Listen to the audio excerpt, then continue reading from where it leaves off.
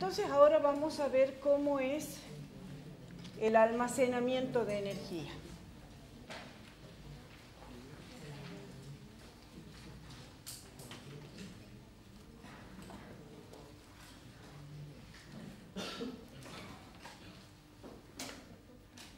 Bien. Resulta que les conté, lo vamos a hacer un poquito exageradamente grande para que veamos. Les conté que entonces le coloco una diferencia de potencial entre el borne A y el borne B. ¿Está bien?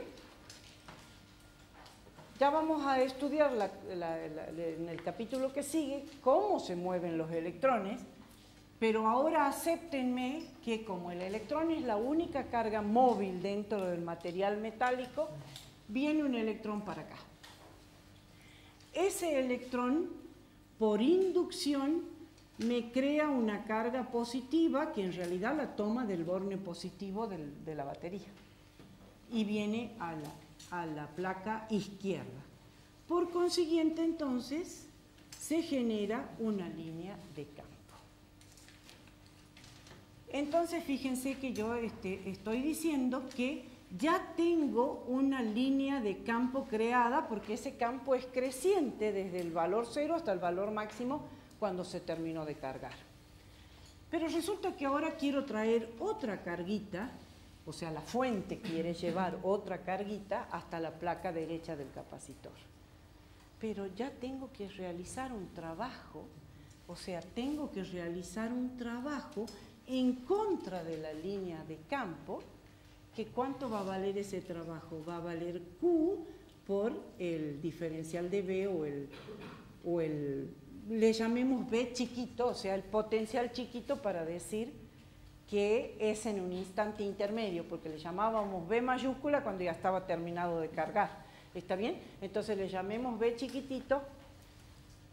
O si no, también podemos poner diferencial de B como les resulte mejor, porque es un pequeño diferencial que voy agregando a medida que voy cargando. Por supuesto que esto se carga en fracción de segundo, pero yo lo estoy haciendo en el tiempo como para que ustedes lo entiendan. ¿Está bien? Entonces, fíjense, pero resulta que mi diferencial de B, ¿cuánto vale de acuerdo a lo que hemos ido estudiando ahora? Es decir, el potencial no es otra cosa que la carga dividido la capacitancia. ¿Está bien? Entonces, y si aquí pongo diferencial de B, aquí tengo que poner diferencial de trabajo, ¿sí? Entonces, el trabajo total de mover la carga va a ser la integral de ese diferencial de trabajo entre 0 y el trabajo total, y esto va a ser igual entonces a la integral entre 0 y la carga máxima que adquiere el capacitor de Q por diferencial de Q sobre C. ¿Sí? Bien, con lo cual esta integral no es otra cosa que Q cuadrado sobre 2C entre 0 y el valor máximo. En definitiva, como el trabajo es igual a la energía, al delta U, la energía va a ser igual a 1/2 de Q cuadrado sobre C.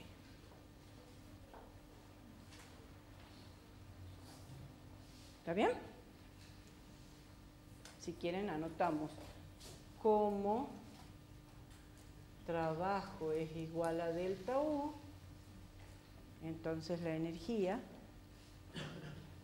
pero resulta que teniendo en cuenta el valor que puede tomar o sea, porque nosotros en este caso hemos tomado la carga al cuadrado, ¿sí? Pero si pusiéramos que la carga es igual a C por B, entonces este valor de la energía también sería 1/2, la carga sería C cuadrado por B cuadrado, con lo cual se simplifica un C, ¿está bien? Y si tomamos que la capacitancia es Q sobre B. Acá también me quedaría 1/2 de Q por B. Sí, voltaje.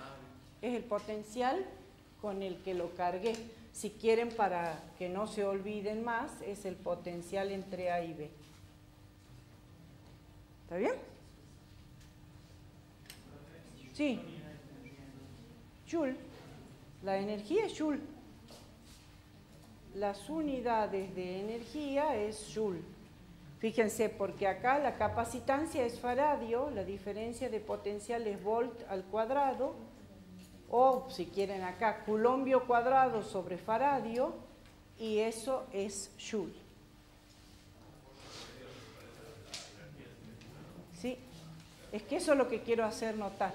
Si nosotros tomamos la energía desde esta ecuación, ¿qué parece? Parece que la energía total almacenada sería igual a la carga por el promedio de potencial aplicado. ¿Se entiende? Mientras que, bueno, en este caso, el potencial acá es, digamos, cuando el dato que nos dan es el potencial, nos conviene utilizar esta ecuación. Pero esta otra que recuadré es lo mismo que la energía potencial elástica. A ver si se acuerdan. Si yo digo que la constante elástica es la inversa de la capacitancia y, o sea, esta sería la similitud, ¿sí? Y la carga sería congruente con el desplazamiento al cuadrado, entonces esta parte de la energía es similar o análoga a la energía potencial elástica, donde decíamos que era 1/2 de K por X al cuadrado. ¿Lo recuerdan? Sí. En física 1. Entonces, cuando tomamos la energía en función de la carga, es como que estamos evaluando que el capacitor es un resorte o estirado o comprimido, que almacena energía potencial elástica. ¿Está bien? Digo esto porque más adelante vamos a necesitar esta analogía para poder resolver algunas ecuaciones. Bien, pero ahora quiero mostrarles, a ver si puedo, para no borrar eso porque lo voy a necesitar, si puedo hacer de este lado, si me ven, quiero mostrarles que esa energía se almacena en un lugar específico que es el campo eléctrico generado entre las dos chapas. Entonces, para eso vamos a calcular la densidad de energía. ¿Sí? ¿Qué quiero decir con esto? La densidad de energía, que la simbolizo con la letra minúscula U, es igual a la energía total almacenada dividido el volumen, y le pongo así volumen para que no se confundan con potencial. ¿Está bien? Entonces, esto voy a utilizar la ecuación justamente del medio. Voy a decir esto es 1/2 de C por la diferencia de potencial al cuadrado, y dividido el volumen, que si se trata de un capacitor de placas paralelas, ¿cuál sería el volumen de lo que hay en este interior? Esto sería el área multiplicada por la distancia D. Eso sería el volumen, ¿está bien? Entonces, acá sería el área por la distancia D. Pero resulta que lo que puedo conocer es el campo eléctrico acá. Entonces, al potencial lo voy a expresar como el campo eléctrico multiplicado por la distancia D. Entonces, reemplazando esto en la ecuación anterior, vamos a decir que esto es 1/2 de C por E al cuadrado por D al cuadrado sobre el área y por la distancia D. Pero, por otro lado, recordemos que la capacitancia era igual a epsilon 0 por el área sobre D. Entonces, reemplazando esto en la ecuación anterior, fíjense que me queda que la densidad de energía es 1/2 de epsilon 0 por el área sobre D por E al cuadrado por D al cuadrado sobre el área y D. ¿Está bien? Porque C es todo esto, pero el área y D lo tengo que volver a poner acá. Con lo cual, fíjense, el área se simplifica con el área.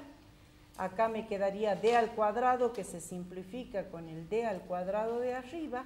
Y en definitiva, la densidad de energía U me dice que toda la energía está almacenada en el interior del campo eléctrico. Pero, perdón, tengo que multiplicarlo por la constante dieléctrica del vacío, porque por ahora entre los capacitores, entre las placas del capacitor tenemos vacío.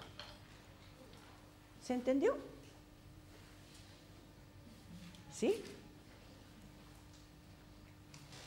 Bien. Ahora volvamos a ver si me da el tiempo, volvamos a nuestras combinaciones de capacitores. ¿Sí? Entonces, veamos cómo calculamos la energía de nuestras combinaciones de capacitores. Vamos a ver si me da el tiempo, hacemos las dos en serie y en paralelo. Y si no, hacemos ahora la serie y la clase que viene el cálculo en paralelo. Pero quiero que terminen de escribir para poder borrar. ¿Sí? Sí. Volumétrica. Fíjate, volumen, ¿ves? Entonces, ¿esto qué sería? Las unidades, Joule por metro cúbico. Siempre recuerden, este símbolo quiere decir las unidades, ¿sí? Pero lo que me está demostrando esta ecuación es que toda la energía se almacena en el campo eléctrico. Y como el campo eléctrico ahora está multiplicado por la permitividad del vacío, también depende de la permitividad del vacío. Ya van a ver cuando pongamos otro material que la energía también depende de la constante dieléctrica del material. ¿Está bien? Bien. ¿Puedo ir borrando allá?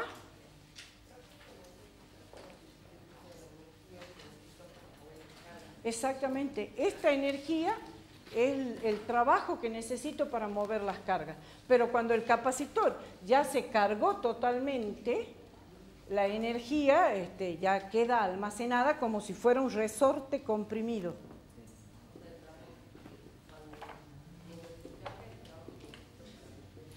Claro, para ir moviéndolo. Ya queda cargado como si fuera un resorte comprimido que tiene energía, que en cuanto lo suelto, la energía se libera, que sería el caso de encender la luz. ¿Está bien? Bien. Entonces ahora veamos cómo calculo la energía en un capacitor en serie, combinados en serie.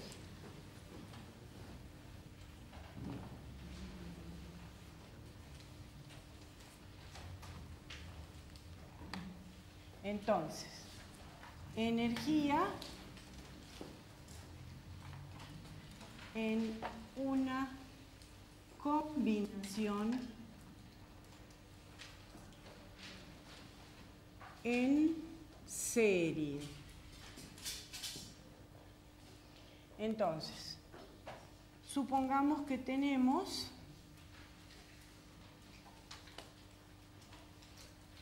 un capacitor C1 y un capacitor C2 conectados a una diferencia de potencial entre A y B. Habíamos dicho que esta serie era lo mismo que tener un único capacitor, ¿no es cierto?, conectado con la misma diferencia de potencial, pero cuya capacitancia era la equivalente de los capacitores anteriores. Entonces, fíjense cómo decimos. La energía que va a adquirir el capacitor 1 va a ser igual a 1/2 de Q cuadrado sobre la capacitancia C1. Porque las cargas son las mismas, entonces voy a decir la energía que adquiere el capacitor 2 es 1/2 de la misma carga al cuadrado dividido la capacitancia C2. ¿Cuánto valdría la energía total? La energía total va a ser igual, fíjense, como la carga es la misma en ambos casos, puedo sacar fuera como factor común. Entonces la suma de las dos energías, o sea, sería la energía 1 más la energía 2. Y esto es lo mismo que decir, si saco factor común 1/2 de Q cuadrado, es lo mismo que decir 1 sobre C1 más 1 sobre C2. ¿Y qué es lo que les dije acá? Lo que les dije es, este capacitor en serie es lo mismo que un único capacitor cuya capacitancia sea la equivalente, que es la inversa de la suma de las inversas. A ver, ¿y qué les parece si yo ahora digo la energía total, de acuerdo a este capacitor equivalente, tendría que ser igual a 1/2 de la única carga al cuadrado dividida la capacitancia equivalente, que es, la capacitancia equivalente sería 1 sobre C1, a ver si estoy diciendo bien.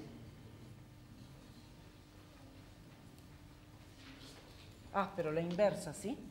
Más 1 sobre C2 y a la menos 1. ¿Está bien? O sea que esto sería lo mismo que decir 1/2 de la carga al cuadrado, como esto está a la menos 1, entonces me estaría quedando 1 sobre C1 más 1 sobre C2. Y entonces es lo mismo. ¿Qué quiero decir con esto? Cuando la combinación es en serie, entonces nosotros podemos calcular directamente la energía como la suma de las energías individuales o la energía total calculando con la capacitancia equivalente. ¿Está bien? Podríamos haber hecho con números para que se vea, pero no creo que me dé el tiempo. En todo caso, después al final, cuando terminemos, hacemos un ejercicio completo, donde calculemos capacitancias, combinaciones y energías de las combinaciones. ¿Está bien? Bueno, ahora veamos cómo es la combinación de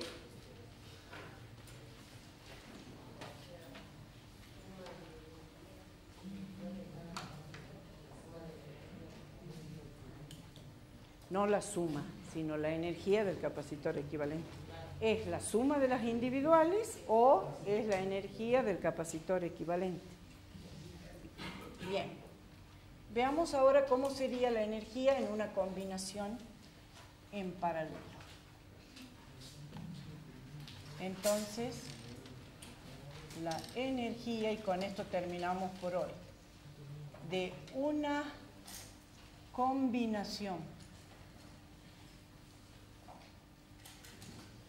en paralelo, ¿cómo sería? Fíjense, si tuviéramos dos capacitores conectados en paralelo y a esto le pusiéramos una diferencia de potencial entre A y B, fíjense que en este caso la energía sería igual a la suma de la energía, a ver, en este caso, sí, tendría que ser la suma de la energía del capacitor 1 más el capacitor 2. ¿Cuánto vale en este caso la energía? Pero ahora en este caso las cargas son diferentes. ¿Qué es lo único que puedo mantener para ambos capacitores? la diferencia de potencial. Entonces ahora voy a utilizar la ecuación que había dejado acá al medio, que es un medio de C1 por V al cuadrado. Y la energía del capacitor 2 sería igual a un medio de C2 por la diferencia de potencial al cuadrado. En este caso, fíjense que la energía total, que dije que sería la suma de las dos energías, teniendo en cuenta que el potencial es el mismo y que un medio también es uniforme, lo puedo sacar como factor común y ¿qué me quedaría? La suma de C1 más C2. ¿Está bien?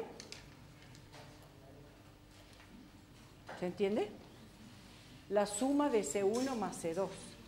Si ahora lo comparamos con el capacitor equivalente, que tiene la misma diferencia de potencial entre sus bornes, vamos a obtener que, fíjense, la energía total, de acuerdo con el capacitor equivalente, esto sería un medio de la C equivalente por V al cuadrado.